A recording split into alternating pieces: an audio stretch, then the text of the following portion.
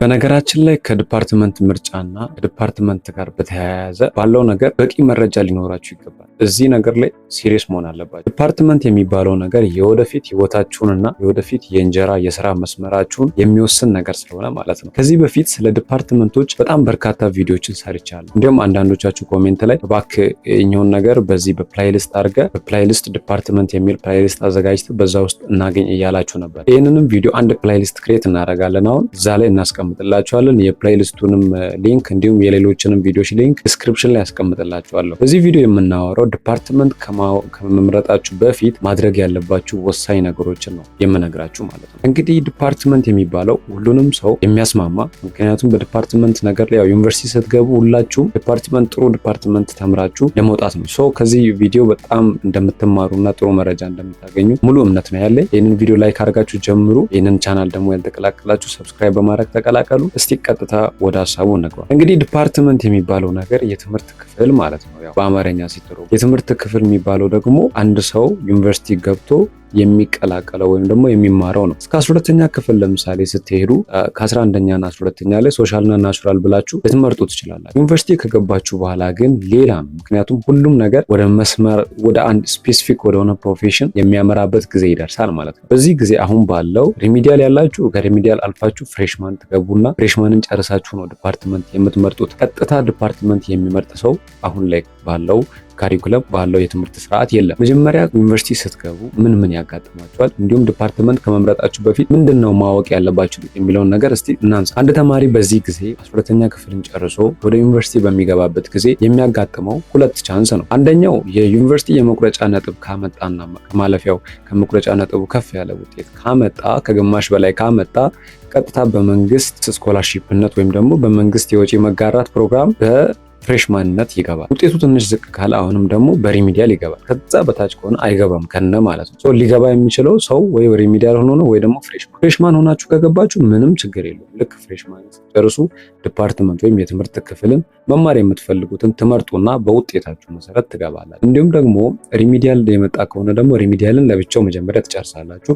ከዛ በኋላ ፍሬሽማንን ደግሞ ትማራላችሁ። ከዛ በኋላ ነው ወደ ዲፓርትመንት ወይም ወደ ትምህርት ክፍል የምትሄዱት ማለት ነው። ስለዚህ በዚህ መሰረት ነው በውጤታችሁ መሰረት እየታየ የዲፓርትመንት መግባታችሁ የሚታወቀው። እኔ አሁን የምነግራችሁ ቪዲዮ ለምንድነው የሚጠቅማችሁ? ልክ ፍሬሽማንን ጨርሳችሁ ዲፓርትመንት ልትመርጡ ስትፈልጉ ምንድነው ማድረግ ያለባችሁ? እኔ በደንብ አንድ ነገር ላረጋግጥላችሁ። ዩኒቨርሲቲ ውስጥ አብዛኛው ተማሪ ጎበዝ የሆነ ተማሪ ሃይ ስኩል ላይ በጣም ጎበዝ ሰቃይ የሆነ ተማሪ ዩኒቨርሲቲ ውስጥ ገብቶ ከነ የማይፈልገውን ስሙን ሰምቶ ማያውቀውን ዲፓርትመንት ሊቀላቀል ይችላል። ጎበዝ ያልናቸው ማለት ነው። ብልህ የሆኑ ልጆች ደግሞ ለመረጃ ቅርብ የሆኑ ልጆች ደግሞ በጣም ይሄን ያህል ውጤትም ምርት እንትናቸው በጣም ከፍ ያለ ባይሆንም ጥሩ ዲፓርትመንት ደግሞ የመቀላቀል ቻንስ አላቸው ማለት ነው። ስለዚህ መጀመሪያ ላይ ዲፓርትመንት ከመምረጣችሁ በፊት ማወቅ ያለባችሁ ነገር አንድ ዲፓርትመንት እናንተ ምንድነው መሆን የምትፈልጉ? አሁን በልጅነታችን ሁላችንም ወላጆቻችን ከህፃንነታችን ጀምሮ ሲያሳድጉን ሰውን ቤት መጥቶ ምናምን ሲጠይቀን ምን መሆን ትፈልጋለህ ሲባል ዶክተር፣ ሳይንቲስት፣ ፓይለት ብዙ ነገር እንላለን አይደለ? ይሄንን ነገር አሁን እውን ወደምናደርግበት ቦታ ነው እንግዲህ ዩኒቨርሲቲ የምትፈልጉትን ነገር የምትሆኑበት ነው። ስለዚህ ያንን መጀመሪያ እናንተ ምን መሆን እንደምትፈልጉ በትክክል ፕላስ ደግሞ ያ ብቻ ሳይሆን ገበያው ላይ ያለውንም የስራውንም ጥረትና ዲማንድ ወይም ፍላጎት በደንብ ተረዱ። ለምሳሌ በዚህ ሰዓት ኢትዮጵያ ውስጥ ምን አይነት ስራዎች ክፍት ናቸው ወይም ደግሞ ሰራተኛ ይፈልጋሉ? ብዙ ሰዎች ቤት ተመርቆ ቁጭ ያሉበት ጊዜ ነው። ይህንን ጊዜ መረዳት ይጠበቅባቸዋል። ወደፊት ላይ የሚመጣውም ጊዜ ደግሞ ሞር ክራውድድ ይሆናል። ቻንሶች እድሎች እየጠበቡ በሆነ መንገድ ደግሞ በሆነ መንገድ ደግሞ የሆነ ትምህርት አይነቶች ደግሞ ቻንሳቸው እየሰፋ የሚሄድበት ነው።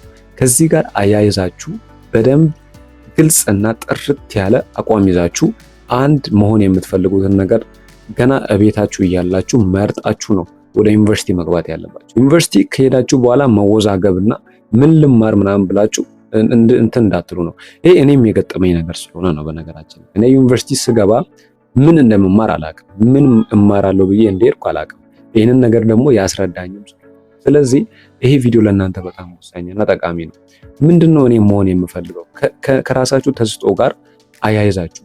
አሁን ብዙ ጊዜ አብዛኛው ጋር ኮማን የሚሆነው ምንድነው ሁሉም ተማሪ ሜዲሲን መግባት ይፈልጋል። ሜዲሲን አብዛኛው ተማሪ ማለት የተወሰኑ ተማሪዎች ናቸው አይ እኔም አልፈልግም ይሄንን ምናምን የሚሉት እንጂ አብዛኛው እድሉን ቢያገኝ ሜዲሲን ገባለሁ ይላል። ግን የእናንተ አቲቲዩድ ከዛ ጋር ይሄዳል። የእናንተ ፓሽን ነው። ደግሞ አሁን ለምሳሌ እንደ ሜዲሲን የጤና ትምህርት ያሉት ረጅም ሰዓት ንባብ ይፈልጋሉ።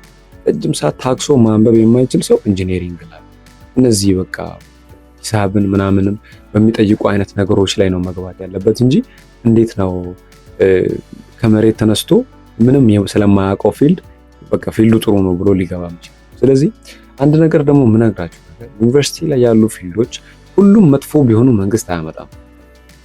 ጥናት ተጠንቶባቸው ነው ሁሉም ዲፓርትመንቶች እዛ ቦታ ላይ የቀረቡት ለእናንተ። እናንተ ዲፓርትመንት ስትመርጡ ምንድን ነው ማድረግ ያለባችሁ ነው ጥያቄ። ዲፓርትመንትን ስትመርጡ መጀመሪያ ከፍላጎታችሁ ጋር ከልጅነት ህልማችሁ ጋር በደንብ አያይዙ። ከዛ በኋላ ለዛ ዲፓርትመንት የሚሆነውን ደግሞ ዋጋ መክፈል ይጠበቅባችኋል። ውጤት መስራት አለባችሁ። በትምህርታችሁ ጎበዝ መሆን አለባችሁ። አሁን ላይ ዲፓርትመንት ማንኛውንም ዲፓርትመንት ለመቀላቀል ዩኒቨርሲቲ ላይ ፍሬሽማንን በአግባቡ እየጨረሰ ፍሬሽማንን መጨረስ ብቻ ሳይሆን ደግሞ በፍሬሽማንም ጥሩ ውጤትን ያስመዘገቡ ተማሪዎች ብቻ ስለሆኑ ማለት ነው ደህና ወይም የሚፈልጉት ዲፓርትመንት ታቸው ማለት ነው። ከፍላጎታችሁ ጋር መጀመሪያ አያይዙ። በቤታችሁ ወሰናችሁ ግቡ ዩኒቨርሲቲ ከመግባታችሁ በፊት። ሌላው ደግሞ ሰዎች ወይም ጓደኞቻችሁ የሆነ ዲፓርትመንት ስለመረጡ እናንተም ያንን ዝም ብላችሁ አትምረጡ። የሙቀት ሰው አትሆኑ። የሆኑ ልጆች የሆነ ዲፓርትመንት ላይ የሆነ ሰው ተቀጥሮ ጥሩ ስራ ምናምን ካለው ያንን ያዩና ካልገባን ይላሉ።